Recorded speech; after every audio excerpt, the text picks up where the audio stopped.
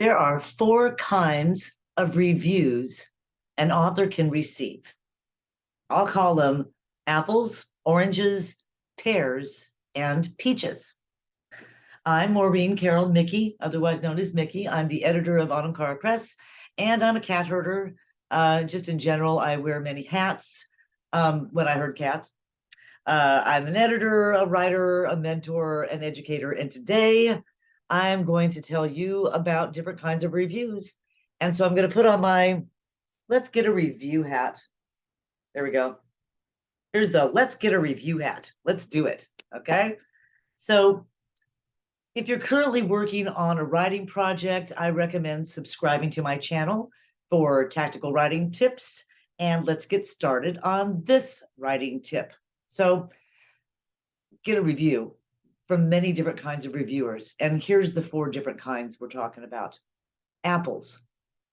Apple reviewers are your friends. Those are your neighbors. Those are the people that you meet at the grocery store or that you work with or that you bowl with or go to events with or that are in your church choir. And you ask them to read your book when it's just a baby galley or an advanced reader copy or a PDF.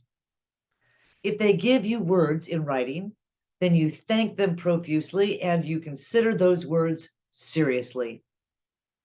If these words are nice, you ask them if you can use their words on your book cover, your website, etc. And most importantly, you ask them to leave a review for you on Goodreads, Barnes & Noble, Amazon, and other places where your books are available for sale. And those reviews will show to buyers, book buyers. So Amazon allows some Apple friends to leave a review on the Amazon book page for your book. These Apple friends just can scroll down on your book page until they see reviews and click in there and write their review, click submit. Ta-da!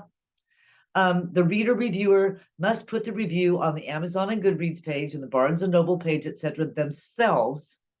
The author nor the publisher are able to do that for this Apple reviewer. The Apple reviewer, your friend again, has to put that review up themselves on your Amazon page. So let's see what the other one is. We've got an orange reviewer. That could be, for example, a NetGalley reviewer. NetGalley is an organization that connects readers with writers. And there's several others like it, but I'll use NetGalley as my example. NetGalley is respected by the International Book Publishers Association, and many authors and publishers really appreciate that. Also, many reviewers on NetGalley will automatically publish their book review to Goodreads and Amazon on behalf of the book and the author. So oranges, again, are NetGalley reviewers. And NetGalley is meant to help you increase reviews on Amazon and Goodreads and other sites, as their reviewers regularly post those reviews. The author and publisher puts the review on NetGalley. So, puts the book on NetGalley, and the reviewer sees the book, and then they read the book, and then they can leave the review for the author to see and put it on Amazon. These are not always, 5-star reviews. Reviewers are supposed to be honest, and many are. I'd say maybe they all are. So sometimes you got to take the good with the bad with these kinds of reviews and others. So pairs. Pairs are book organizations. A pair review comes from an organization such as the Midwest Book Review, Book Life, etc., who cater to authors and will sometimes review books that are submitted following their guidelines. Pairs are those reviews that the author or publisher request by sending typically physical books or the NetGalley links. Sometimes a PDF can be sent to these reviewer organizations or to the editorial desk. If received, the author or publisher, if they get a review, if the book gets a review, then the author or publisher puts that review on the book or on the website, etc., and spreads it everywhere because that's exciting to get that kind of review and to be able to let others know that you got it. A fourth kind of reviewer is a peach. So a peach reviewer, those are reviewers that the author pays for. So these aren't free reviews. These come from review services such as Kirkus for authors, independent publishers, Publishers Weekly, Reader's Favorite, and others are all paid reviews. Now, that doesn't mean they're all great reviews. They're still typically honest reviewers. However, it's going to cost. There's a lot of books out there to be reviewed, and these services make their money by providing those reviews. So as with pears, peach reviewers, it's the author or the publisher that puts the review on the book itself or on the Amazon page or in other kind of advertising. So talking about an Amazon page, there's two areas on an Amazon page where you might see a review.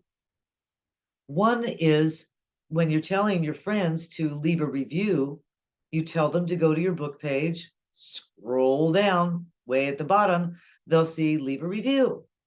And that's where they click in and they leave a review themselves. If an author gets a review from a paid site, Kirkus, for example, then they put that, the publisher or the author, if they're self-published, they put the review on the Amazon page themselves in a different spot. It's underneath the book description.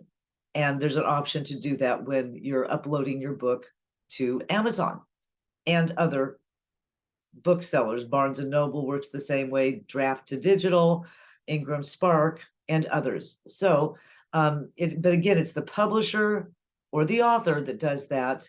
It's not automatically posted. And that's what you want to be aware of, is what's automatically posted and what's not automatically posted. So the first review to see on your Amazon book page is a reader review. And again, you're going to scroll down to the bottom of that. And the second review you might see on your Amazon book page are what I'm calling editorial reviews. And again, those are paid for, or they're from a newspaper or something. And that's, again, put on there by the author or publisher. So a little bit of advice to wrap this up on getting reviews for your book: start early. Send your manuscript to your Apple friends early on, maybe even while you're still writing, certainly while you're still editing, and get feedback on your book before you're finished with the process. This saves a lot of time when you're working with your editor. You still need an editor. Your readers may give you ideas you hadn't thought of. They can catch mistakes, and they may become your best fans, those early readers. And don't put all your eggs in one basket. Consider using all these book review options rather than selecting one or two. The more reviews you get, the better. And keep writing, because the more you write, the better you get, the more reviews you get. Keep on scratching. See you next time.